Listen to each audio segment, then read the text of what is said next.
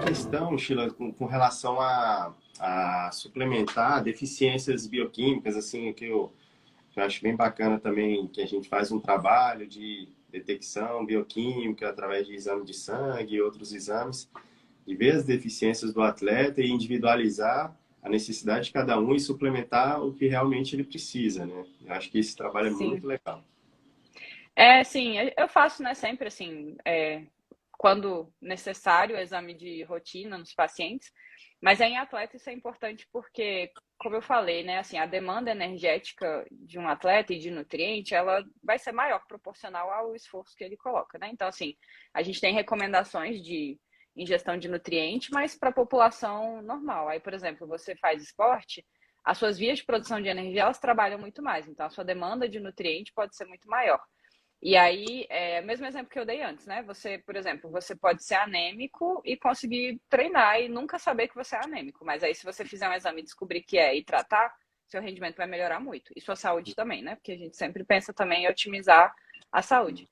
Até porque dentro do esporte, o que acontece é que quando você está fazendo exercício, o seu corpo não tem escolha se vai ou não vai usar aqueles nutrientes, né? Então você tem lá um seu estoquezinho de vitaminas e minerais, aí você tá, beleza, vou treinar aqui 3 horas por dia. Aí você começa a tirar do estoque, porque tá precisando, aí vai tirando. Aí sobra menos nutriente para outras funções importantes do corpo.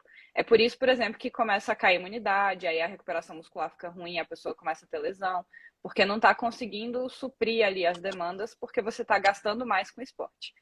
Só que aí chega muita gente e, tipo, tá, beleza, vou só tomar um polivitamínico aqui e resolve minha vida. E aí não resolve muita coisa, porque, primeiro, tem meio que tudo, aí tem um monte de coisa que talvez você não precise, e não faz sentido suplementar um monte de coisa que a gente não precisa, porque isso pode trazer uma sobrecarga, inclusive, para o organismo. Tudo depende do que você está suplementando, né? Tem muita coisa que não é tóxica e não vai te fazer mal, mas também não vai agregar nada. Tipo, você tomar, eu vou tomar mais complexo B aqui. Aí, se já tiver bom, só vai sair no xixi e tá tudo certo.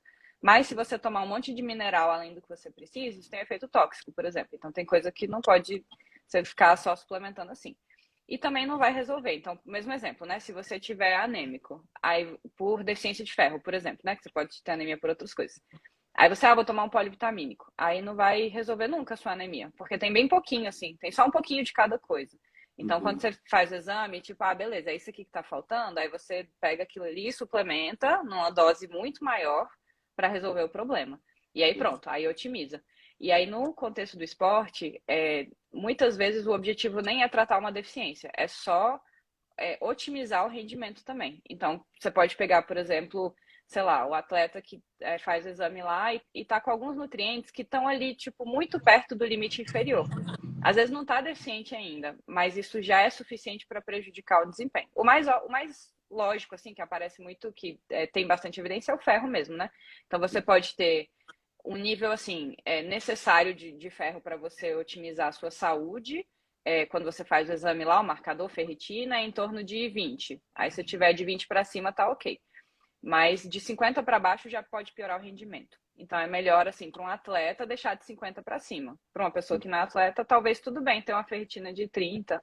Então, assim, tudo depende também do contexto, do objetivo. Mas eu acho sempre importante fazer pelos dois motivos, né? Assim, pensando em saúde também e em não ficar sobrecarregando o organismo. Porque senão Sim. fica toda hora ali, né? Tudo que a gente consome absolutamente tudo tem que passar pelo fígado. E aí, tudo que você estiver jogando para dentro, além do que você precisa, o fígado vai ter um trabalhinho a mais para trabalhar, para metabolizar, para processar. E aí você fica ocupando demais o seu fígado ali, que também não é muito bom. Bacana, sobrecarrega, né, Sheila? A Sim, mesma muita coisa, coisa. muitos atletas que às vezes fazem um treino muito intenso e tal, aí depois fala, cara, vou comer um monte porque eu tô quebrado e tal. Aí o cara vai, come um monte, vai dormir, aí o corpo não descansa, né? Porque ele tá processando um alimento ali em excesso que ele ingeriu. Então, ao invés dele alimentar o necessário para suprir o estresse do treino, não, ele come demais, aí o corpo não descansa nunca. Então, o cara está eternamente trabalhando, o corpo nunca dá um descanso para o corpo, né? Eu acho que a questão de suplementação também, com relação a polivitamínicos e tudo mais, acho que deve bater um pouco em cima disso também, né, Sheila? Principalmente dependendo do que a pessoa toma, né? É porque fica meio que como se fosse tudo. é a mesma coisa, mas assim, as pessoas tomam, às vezes, polivitamínico, mas toma também um monte de outras coisas que, sim, tem absolutamente nada a ver, que não precisaria tomar e que não tem efeito positivo nenhum e que pode sobrecarregar. Isso vale até para tudo, né, de recursos que as pessoas usam, tipo, vou tomar um pré-treino aqui para treinar. Aí tem lá cafeína, aí tem um monte de coisa que não precisava ter lá dentro, que é caro pra caramba, e que o que funciona de fato é só a cafeína, que custa R$ 20, aí a pessoa toma um negócio que custa R$ 500, que não tem Isso é nada que bom. funciona ali. É, porque tem assim a caveira na frente, né? Aí, caraca, deve ser bom. Aí toma. E aí tem, primeiro, pode ter muita coisa ali que está em excesso, às vezes até um excesso de cafeína, que é tóxica se você tomar uma quantidade maior, e muita coisa que não precisa, e pior ainda, tem muita coisa que não é fiscalizada no mundo da nutrição esportiva. Então, vira e mexe tem umas análises aí da Anvisa, e nos Estados Unidos rola muito isso também, de fazer essas análises assim e descobrirem que, tipo, metade dos suplementos tem coisa dentro que não é o que está escrito na embalagem. Porque se tivesse escrito, não seria aprovado. Então, em pré-treino é o que mais acontece isso, né? Tem outros que às vezes só não, tipo, não bate a alegação e tudo, mas em pré-treino é o que mais acontece. Aí, por exemplo, pega um pré-treino que está escrito lá que tem cafeína, complexo B, taurina, não sei o quê. Aí eles fazem análise, tem anfetamina, tem hormônio, tem umas coisas lá que o povo toma e tipo, caraca, esse pré-treino é maravilhoso, não sei o quê. Aí Sim. porque tem droga, aí claro, vai Uhum. funcionar muito bem. Então Isso, é isso, bem isso perigoso. acontecia bastante, né, Sheila, nos anos Sim. 90 e tal. E hoje continua com recorrente ou já ou melhorou Nos últimos anos eu vi menos notícias sobre. Aí eu não sei se é menos notícia porque não é noticiado mesmo ou se acontece menos. Mas Entendi. até poucos anos atrás, assim, é bem frequente, assim, acontecia bastante. Acho que agora, não sei se diminuiu um pouco a modinha, assim, teve uma época, assim, tipo, uns 2, 3 anos, assim, que eu lembro que todo mundo chegava tomando pré-treino. Todo mundo. E Sim. esses na época do Lipo Six, do Jack, desses aí, sabe? Que eram Uhum. os famosinhos das anfetaminas. E aí Entendi. agora, sempre tem, né? Essas coisas assim. Aí a gente não tem como saber, porque por melhor que, tipo assim, existe a Anvisa para regulamentar, mas não tem como fiscalizar todas as empresas, né? Aí, infelizmente, o povo bota o que quiser lá dentro, né? Aí quanto É, menos e coisinha aí, assim, melhor. e aí a propaganda de um atleta para outro, ou um cara que malha para outro, vai falar, nossa, isso aqui é o máximo, isso aqui. E Sim. aí você vai ver no final das contas, tá ali atrás um negocinho que ninguém sabe, né? Sim, e assim, no fim das contas, pensando na questão do rendimento, isso tudo, a parte de suplementação, mesmo os recursos ergogênicos, eles são tipo a cerejinha do bolo, né? Então, por exemplo, você pegar um suplemento assim, caraca, isso melhora muito o rendimento. Aí quando você vai ver, essa melhora é assim de 1%, 2%. Isso para um atleta de elite é muito bom. Você melhorar 1% na performance, no tempo de um atleta é muita coisa. Mas, Uhum. assim, para a grande maioria das pessoas que faz acompanhamento com nutricionista, que está no esporte, que é atleta amador, você melhorar 1%, assim, sinceramente, do ponto de vista ali prático, às vezes não vale, é muito preciosismo, né? Você está gastando Uhum. dinheiro, às vezes é um negócio que você não precisava estar tomando, está sobrecarregando, e a base, assim, né? Os 98, 99 é o resto, né? O próprio treino, a sua dedicação para o treino, obviamente, né? Comer direito, dormir direito, controlar estresse dentro do possível. Então, se fizer tudo bonitinho, aí, assim, vai ser tão pouca diferença. É porque as pessoas colocam, às vezes, assim, apostam todas as fichas no suplemento, aí você tá lá, nossa, comprei aqui 1 milhão de suplementos tomando. Aí chega, sei lá, fim de semana, aí bebe, aí dorme 4 horas e vai treinar. Aí, assim, o que você perde nisso é infinitamente maior do que o ganho que você tem com o suplemento. Então, Uhum. não precisa ter esse. É muito apelativo, né? Assim, esse Sim. negócio de tomar suplemento. Focar no básico, né? E deixar um pouquinho o preciosismo de lado, né? Sim, exato. Bacana, Sheila. Muito legal mesmo. Tá, Vamos tá, lá, tá rolando então. umas perguntas aqui, tá, vou olhando. Tá, Mas tá. pode Eu falando tô aí, a anotando gente. tudo aqui. Tô anotando tudo aqui. Pode deixar. Beleza. Vamos lá. Outra coisa aqui, Sheila, que a gente poderia abordar com relação à individualidade, à individualização do aporte de nutrientes em cada atleta, né? Acho que vamos falar um pouquinho sobre prova longa, prova curta, É um atleta Tá. que tem muito mais massa magra, o outro pouca massa magra. Então, varia bastante, né? A questão de volume, intensidade de treino, o físico do atleta também. Tá.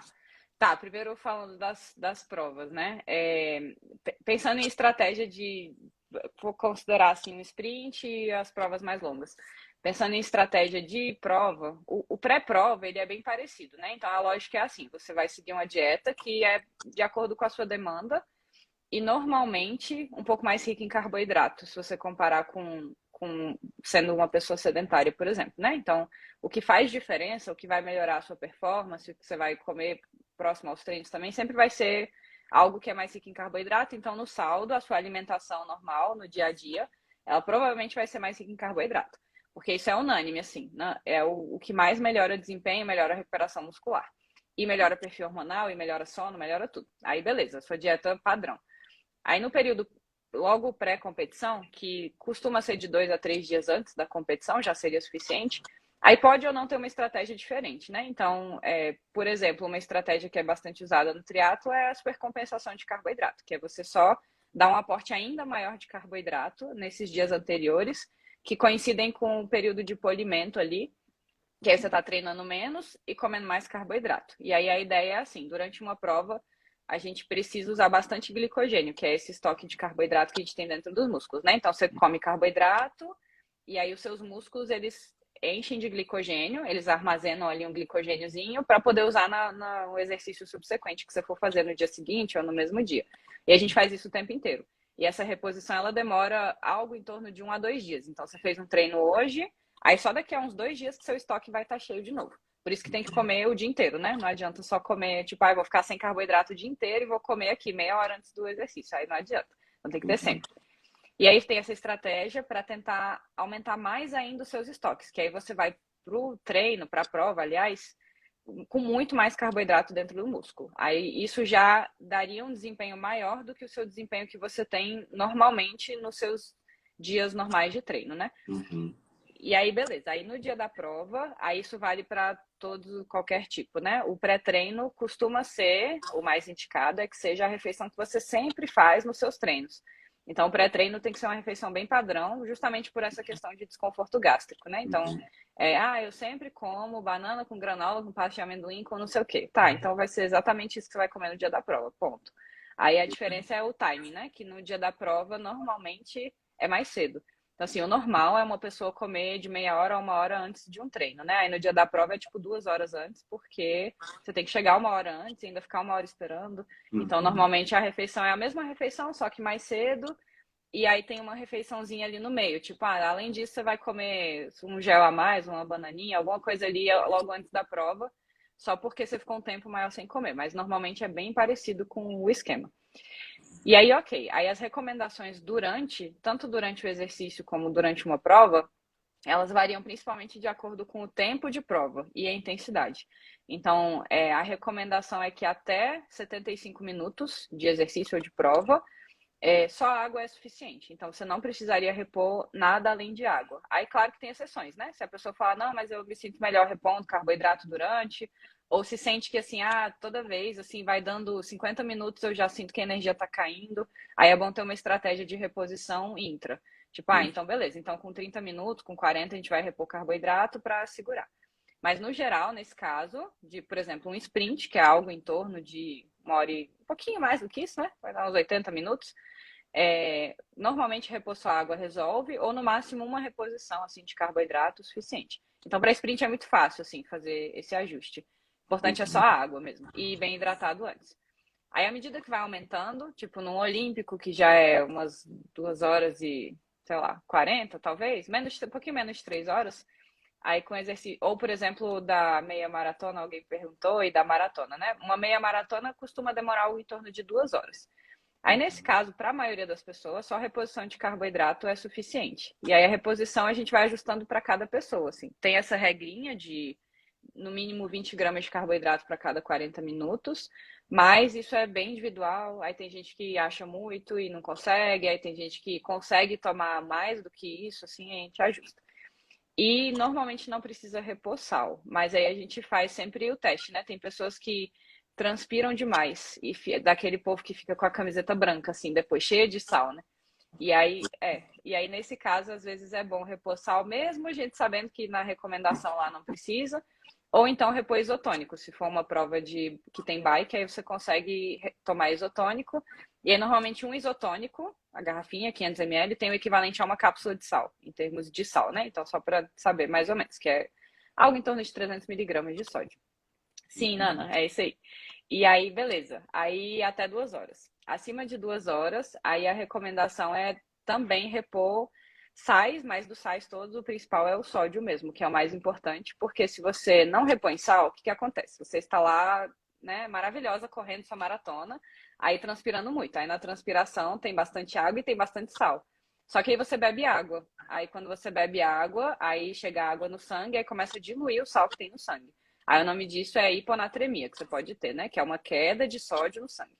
E a hiponatremia dá um monte de sintoma, é o que mais dá sintoma. Então você pode começar a ficar tonta, passar mal, náusea, confusão mental, pode desmaiar, aí vomita, essas coisas todas. E aí a gente previne isso repondo sal. Então esse sal ele pode estar ou na forma de isotônico, que seria a forma mais fisiológica de repor, né? O isotônico ele pode ser um isotônico comprado, pode ser tipo uma mistura de sal, água e açúcar, tipo um soro caseiro, né? E aí você consegue absorver esse sal junto com a água ali e resolve, ou então ficar repondo cápsula de sal. E aí, assim, a recomendação genérica é uma cápsula por hora, mas isso também é calculado, né? Depende do quanto de líquido você perde, do tanto de água que você toma, porque na verdade o cálculo ele deveria ser feito com base na água, tipo pelo menos 200 miligramas de sódio para cada 500 ml de água. Só que às vezes é difícil mensurar a água em uma prova, o quanto você bebe, né? Que toma um copinho, joga fora, aí a gente faz o cálculo de acordo com o que dá. E uma recomendação que é legal fazer, que eu acho que você faz também, né, Henrique, ou já fez alguma vez, que é pedir para o atleta se pesar antes e depois de uma competição ou de um treino, para ver o quanto ele perde de fato de água, para a gente fazer esse ajuste direitinho, assim, da hidratação. Porque isso varia muito, assim, de uma pessoa para outra, né, o tanto que a pessoa transpira. Então, isso faz diferença. E aí tá, provas, beleza. Aí reposição de carboidrato e sal de hora em hora. Por exemplo, numa maratona, isso seria suficiente. Uma maratona demora umas 4 horas mais ou menos. Então, água, sal e açúcar. É isso que tem que repor. Açúcar pode ser gel, dificilmente vai ser líquido, porque na corrida é difícil você levar a coisa ali. Então, vai ser ou um gelzinho ou então comida, tipo rapadura, ou bananinha, ou melzinho, essas coisas. O que a pessoa conseguir comer.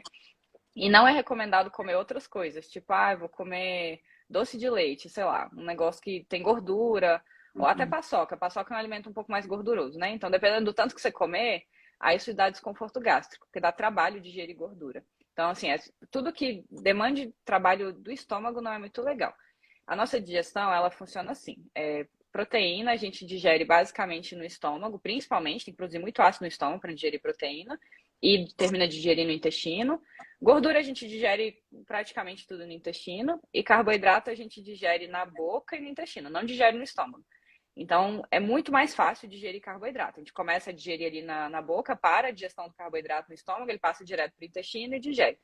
Então, demanda menos esforço gástrico, então dá menos desconforto. E gordura, apesar de não digerir no estômago, ela fica muito tempo.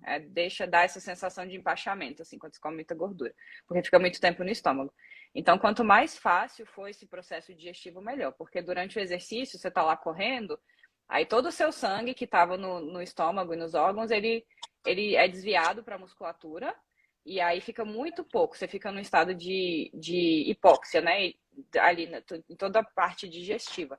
E é por isso que dá desconforto. Você come, mas não está irrigado ali direito. E aí não funciona o processo digestivo. Então tem que ser algo muito fácil de digerir. Por isso que faz sentido, nesses casos, tomar gel ou tomar um pozinho de carboidrato, alguma coisa assim.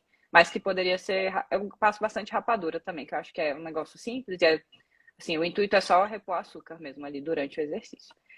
E aí tá, e aí em provas mais longas, ou de ciclismo, ou tipo meio Iron e Iron, aí dá para repor comida, normalmente, se for o caso. Mas aí também é sempre pensando nesse intuito de ser uma fonte de carboidrato e sal.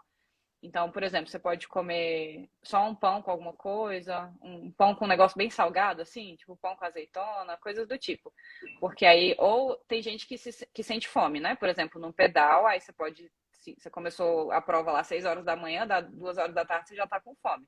Aí dá para levar pão com pasta de amendoim, alguma coisa assim. Tem gente que come com coisa com queijo, aí eu acho meio arriscado laticínio, assim, em prova, mas tudo bem. Mas sempre coisas que sejam práticas, salgadas e que não estraguem com facilidade. E tem a galera que faz os sachêzinhos de batata, né? Faz tipo um purê de batata com sal, assim, toma e, enfim, coisas assim. Então você já começa a conseguir repor comida. Mas o objetivo é sempre esse, é repor sal, açúcar e água, basicamente, né? Só de maneiras diferentes. Sheila, você falou a reposição aí, e aqueles suplementos que possuem um pouco de proteína, eles ajudam na absorção de carboidrato? É, Não então, ajuda? não tem problema se for em pó, porque a digestibilidade é um pouco melhor, mas não tem necessidade. Não tem recomendação assim de tipo, ah, durante um meio Iron você precisa repor proteína. É, pode ajudar depois na recuperação, mas ainda assim a recuperação, o que acontece, né? Você, por exemplo, você fez um treino. O processo de recuperação, ele demora em torno de 3 dias, 4 dias para você recuperar bem a musculatura, ou 10 dias, enfim, depende da sua recuperação. Mas o que você faz no pós-treino imediato faz muito pouca diferença, né? Então, mesmo pensando assim, ah, então eu vou tomar esse recovery lá 4-1 no pós-treino imediato. Aí, assim, você tomar isso ou comer uma refeição vai fazer muito pouca diferença, porque o que importa no recovery é todo esse período pós-treino aí de 3-4 dias. A única vantagem é só porque a absorção é mais rápida. Então, por exemplo, se você vai fazer um treino, vou treinar corrida e vou nadar meio-dia, aí você quer um negócio que seja muito rápido para absorver, aí vale a pena fazer essa reposição, tipo de um carboidrato com proteína, um suplemento, assim, né? Porque, por exemplo, se você sai, você, não, beleza, vou comer aqui pão com ovo, queijo, não sei o quê, e vou nadar daqui a 3 horas. Aí, às vezes, você não vai nem ter terminado de digerir ainda essa comida. Aí é mais pelo processo digestivo do que pela necessidade. Mas durante prova, assim, quanto menos a gente precisar ficar colocando mais coisa, enfeitando durante, melhor. Então, assim, se funcionar, tipo, se a pessoa funciona só com isso, já é mais do que suficiente. Se funciona com só repondo esses três. Entendi. É porque, assim, eu tenho um exemplo pessoal meu, que a primeira vez que eu suplementei com o carboidrato com um pouco de proteína, na época, se eu não me engano, era o Accelerate, eu acho. Uhum, sei. A sensação que eu tive não foi essa questão de quebrar ou não na prova, mas eu senti um pouco mais saciado e talvez Sim, isso tenha influenciado psicologicamente. Eu me senti bem com isso, entendeu? legal. Era prova Durante a longa? prova. Era Era uma meio? prova de meio Iron, não era uma prova Sim. muito intensa, não. É uma intensidade razoável, mas não é nada absurdo, não.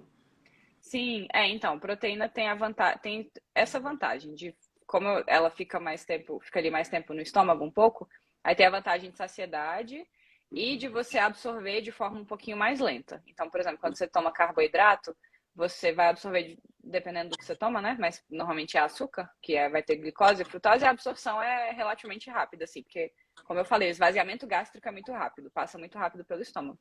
Quando está misturado com proteína, aí vai ser um pouco mais lento. Na maioria dos casos, se for, por exemplo, uma prova um pouco mais curta, talvez, isso vai ter um efeito ruim, porque vai dar uma sensação de desconforto, que tem alguma coisa dentro do estômago.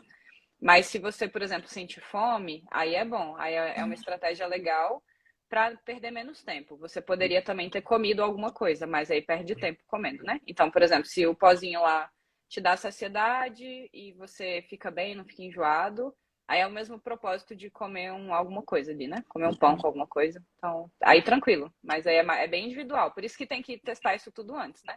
Tipo Com assim, você certeza. fazer vários simulados, aí ver se dá certo, se não dá. Aí não, me senti melhor assim, desse jeito eu fico com fome. Aí cada pessoa, tipo, tem atleta que faz prova de meio Iron só com gel. Gel e Sim. água e cápsula de sal. Uhum, E aí, uhum. beleza, e fica lá de 5 da manhã até 1 da tarde, não sei lá que horas, só nisso, assim. E aí não passa mal e tal. E tem gente que não, que sente necessidade de comer. Então vai só testando tudo. Para mim foi um quebra-galho bom, porque o meio Iron já é uma intensidade para mim que eu não consigo digerir alimentos mastigando, né? Então, Ah, tá. esse suplemento líquido ali Sim. foi um quebra-galho legal, deu certinho para mim. É que você é outro nível, né? Que eu acho que a maioria das pessoas para na transição, aí tira um pãozinho, come uma bisnaguinha aqui, tranquilo. Abre Aí uma você já marmita. foi você vai com sangue no olho já. Bacana. Sheila, acho que ficou bem legal. Você queria comentar alguma coisa a mais? Acho que a gente podia ir para as perguntas aí. Pode, acho que pode que eu vi que passou Tá. algumas aí, pode falar. E você já respondeu um monte, né? Tinha suplementação para 21 e 42 quilômetros. Você já mandou Tá. bala.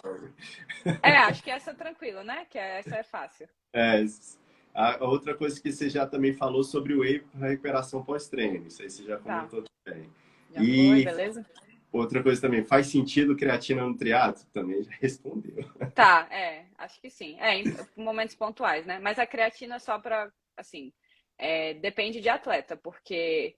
E depende da fase de treino que tá, né? Então, se tiver numa fase, por exemplo, a gente veio da base, né? Aí a base é muito volume, pouca intensidade. Aí eu não vejo propósito de tomar creatina, não vai ajudar em muita coisa. Mas, por exemplo, tinha atleta que estava na base que estava pegando pesado na musculação. Aí talvez faça sentido para tentar melhorar na musculação, porque aí a musculação às vezes tinha algum objetivo ali, tipo, não, vamos melhorar, sei lá, agora ganhar força ou potência ou ter hipertrofia muscular, alguma coisa assim. E na corrida é quem mais sofre. Então, por exemplo, na maratona, né? Ou vai correr, às vezes, a distância até maior. Aí correr com 1 quilo a mais, 1,5 quilo a mais, às vezes atrapalha. Então, às vezes, o ganho que você tem da creatina não vale você ficar mais pesado. Então, a gente vai pesando, assim, né? Vai vendo o que vale, o que é mais importante para cada pessoa. Bacana. Vamos lá, então eu vou voltar aqui, que o Xande fez uma perguntinha e o Miguel também. Deixa eu voltar Tá. aqui, vamos lá. Você avalia cálcio em mulheres atletas pelo risco de osteoporose? Em mulheres que realizam esportes intensos e podem entrar em quadro de amenorreia com diminuição de nutrientes. Tá. Legal. Então, primeiro do cálcio. Eu não avalio cálcio sérico, Xande, porque cálcio sérico vai dar sempre bom, né? Então, só explicando um pouco melhor. Quando você mede o cálcio no sangue, ele sempre vai estar bom porque ele pode vir ou da absorção intestinal ou dos ossos. Então, o nosso corpo ele mantém o cálcio assim sempre muito bem balanceadinho, porque a gente precisa de cálcio para contração muscular e para impulso nervoso, que são duas funções que não podem parar nunca na vida. Então, sempre vai estar bom o cálcio no sangue. Se ele estiver ruim, não é um problema nutricional, é provavelmente alguma coisa nos rins. Os rins não estão dando conta de manter o equilíbrio de cálcio. Aí, beleza. Aí, no sangue, o que eu doso é paratormônio e vitamina D, para saber se tem algum desequilíbrio. Então, o normal, se a vitamina D estiver boa, o paratormônio estiver muito alto, é um sinal de que talvez a ingestão de cálcio não esteja muito boa. É uma aferição indireta, mas é uma forma de mensurar essa ingestão de cálcio. E, obviamente, pelo relato da pessoa, né? Então, a gente avalia a dieta e vê se tem uma ingestão boa de cálcio.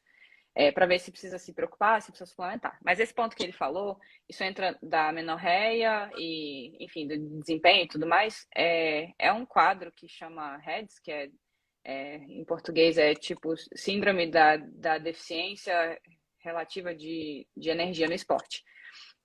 Que é um quadro assim, quando a pessoa, por exemplo, isso é mais comum em mulheres, mas acontece em homens também. A mulher ela faz muito esporte e ela come menos energia do que precisa, menos caloria, menos nutriente, mas principalmente menos caloria. E aí, assim, a gente tem uma demanda energética para a vida, para manter o corpo funcionando, para tudo, né? E tem a demanda do exercício. Aí, quando você gasta do exercício, você está tirando do que tinha ali de função essencial que você precisava no seu corpo. E aí começa a faltar nutriente, energia para as funções essenciais. E esse quadro é muito comum, é bastante comum entre atleta. E é muito comum também assim, é mais comum em esportes que demandam ou que, assim, incentivam você a manter um peso baixo. Então, até em ginasta, bailarina, é bastante comum acontecer. Mas no triatlon também, porque as pessoas querem ficar mais leves para render melhor e tudo mais. E aí, o que acontece quando a pessoa fica nessa restrição energética é que não necessariamente ela perde peso, às vezes nem perde peso, fica no platô, mas começa a comprometer funções essenciais. Então, o principal que é observado é queda de rendimento, recuperação ruim, aumento de lesão, em mulher aumenta o risco de osteoporose ou de osteopenia, e imunidade ruim, né? Começa a ficar muito doente toda hora, assim, pega gripe e tudo mais, porque começa a faltar energia para o sistema imune. E a questão da osteoporose está mais relacionada a uma questão hormonal mesmo, né? Então, quando uma mulher ela está em deficiência energética, isso acontece num quadro de anorexia nervosa, por exemplo, né? Aí o corpo da mulher entende que não é um momento bom, propício para reprodução. Então, para de ovular, ou ovula menos. E aí para o ciclo. E aí produz menos hormônio, e aí, beleza, não está produzindo hormônio direito, aí não tem estradiol direito, aí pode aumentar o risco, né? Que o estradiol é um hormônio muito importante para a manutenção da saúde óssea. Aí, nesse caso, aí eu acho importante o cálcio, mas é muito importante ter um aporte energético adequado. E ajustar os outros nutrientes importantes também, né, para a saúde óssea. Mas aí, assim, sempre tem que avaliar a ingestão calórica. Isso é bem comum, em mulher principalmente, de não comer o tanto de caloria que precisa, e aí piora tudo. E é mais fácil de identificar em mulher, porque para de menstruar, né? Em homem não tem um sinal tão claro assim. Bacana, Sheila. Muito legal, muito explicativo. Vamos lá, mais uma perguntinha, Sheila. Óleo de coco como pré-treino ajuda? Tá, então, é a mesma coisa do BCA que eu falei. Não, mas o que acontece, né? De onde que vem a ideia de que óleo de coco ou TCM, que é o tipo de gordura que tem no coco, faz sentido de pré-treino? É porque a gente tem tipos diferentes de gordura e o tamanho das cadeias ali da molécula de gordura são diferentes. E aí a gente tem cadeias longas, médias e mais curtinhas, né? E aí os ácidos graxos, né? Que são essas cadeiazinhas da molécula, da estrutura que forma as gorduras, essas de cadeia média, que são as que tem no coco, a absorção é mais rápida e elas são metabolizadas de uma forma mais fácil do que as de cadeia longa. Então as pessoas começaram a querer usar e dizer que é termogênico e dizer que é bom para rendimento e tudo, porque a velocidade é melhor, é mais eficiente você usar um TCM como fonte de energia, que é esse tipo de gordura que tem no coco, do que usar manteiga, por exemplo, sei lá, uma gordura que a cadeia é mais longa ou qualquer outro tipo de gordura. Só que isso nem se compara à eficácia de carboidrato. Então, assim, não faz o menor sentido, porque é muito melhor, muito, muito melhor você usar carboidrato como fonte de energia. E aí entra naquele esquema, né? De tipo, não, mas então eu vou usar óleo de coco para não comer carboidrato, para gerar adaptação, para melhorar a oxidação de gordura. Aí também não funciona, porque aí você vai piorar o rendimento e também não vai ter efeito. Então, não vejo o menor sentido. O único, assim, adendo, que, tipo, um asterisco, assim, muito asterisco, que ok, que algumas pessoas usam para retardar a absorção da cafeína. Então, tipo assim, você toma cafeína junto com gordura. Aí vai absorver mais lento, para não ter aquele picozão de cafeína uma hora depois e depois ela cair e você não ter mais o efeito, né? Então, para você absorver a cafeína de forma lenta, tanto é que tem suplementos de cafeína hoje em dia um pouco mais tecnológicos que são de slow release, né? Então, você toma e vai liberando devagarzinho no intestino. Aí, para uma prova de meio Iron, por exemplo, é muito bom, porque aí você não tem aquele pico e uma queda brusca, assim, né, do nível. Mas é isso, assim, é muito pontual. Para energia, não acho bom, não. Bacana, Sheila. A Mariana perguntou com relação a ingerir sal para meia, maratona, ela toma em meia não. E você já respondeu, né? Você falou que No em geral, provas acima não. de 2 horas, né? Mas pode ser necessário. Às vezes, para uma pessoa, uma meia é uma prova muito extenuante, num lugar tipo no Rio de Janeiro, muito quente, aí transpira muito. Às vezes a pessoa não comeu nada salgado antes da prova, comeu só tipo banana com alguma coisa, aí talvez faça sentido. Mas no geral, não. Tá, bacana. A Lorena perguntou, Sheila, o suco de beterraba puro mesmo para usar como suplemento ou ele perde propriedade quando misturado com o suco de limão ou laranja? Então, a recomendação é usar ele puro. Eu já vi, nunca vi nenhum estudo que mostrasse de fato que a combinação com algo ácido diminui, mas já ouvi falar sobre isso, de que você misturar com alguma coisa ácida diminuiria a concentração de nitrato. E quando você cozinha também perde um pouco. Então a ideia é que seja ele puro. E aí aqui no Brasil tá chegando, né? Já chegaram algumas opções aí de suplemento de nitrato, que é a base de beterraba, mas o próprio suco, assim, batido, coado, aí já seria o que é assim, o que é mais usado mesmo de estudo, né? Como recurso ergogênico. E normalmente, assim, até o pessoal usa aquelas centrífugas, né? Porque aí você extrai toda a fibra e fica realmente só o suco de beterraba ali. Bacana, bacana, Sheila. Vamos lá, o Miguel perguntou aqui, ó. Pela minha dificuldade em abrir uma garrafinha de água ou um copinho de água durante uma prova, eu adaptei a não consumir.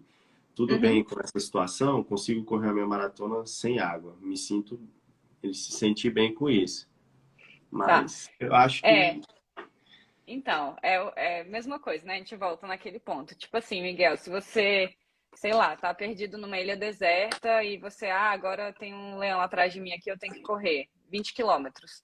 Você consegue? Consegue, mas talvez conseguiria melhor se tivesse hidratado.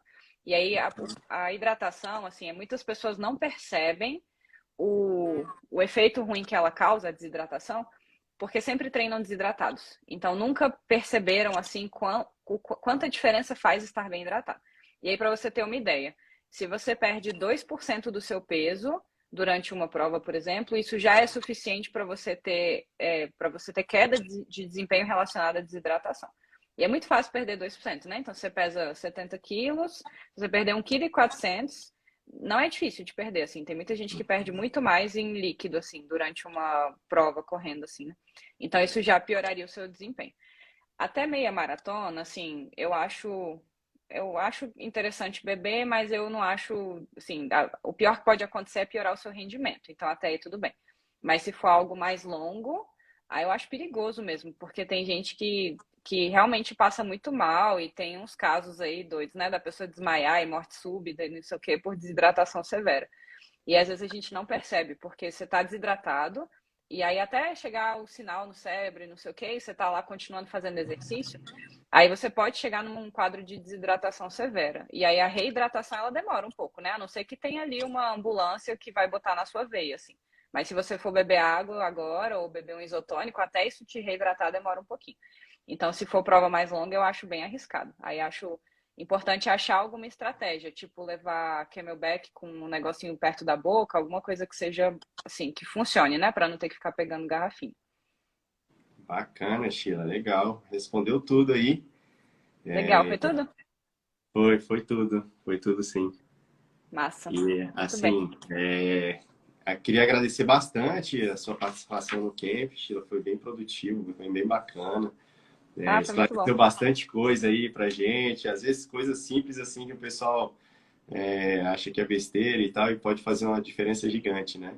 Na Sim. alimentação, hidratação, né? Muito Legal. obrigado, valeu, foi bem bacana. Ah, legal, foi ótimo. Vamos marcar mais lives depois. É sempre bom, que a galera sempre tem dúvida, né? Acho muito Exa- bacana. E aí também, Exatamente. se tiver passado alguma coisa, ou se, sei lá, alguém não quiser perguntar, aí pode me mandar mensagem depois também. É só escrever lá Pronto, no direct, né? Resolvido. fechado. Obrigado pela abertura, Legal. então. Ah, obrigada, eu que agradeço. Foi muito Valeu, bom. Sheila, Obrigada pelo obrigado. convite. Fechamos aí o nosso camp com chave de ouro. Valeu. Obrigada, gente, pela participação aí também. Muito bom. Beijo. Valeu, Tchau, gente. Boa Sheila. noite. Até Beijo. mais. Boa noite. Tchau, Obrigado. tchau. Tchau.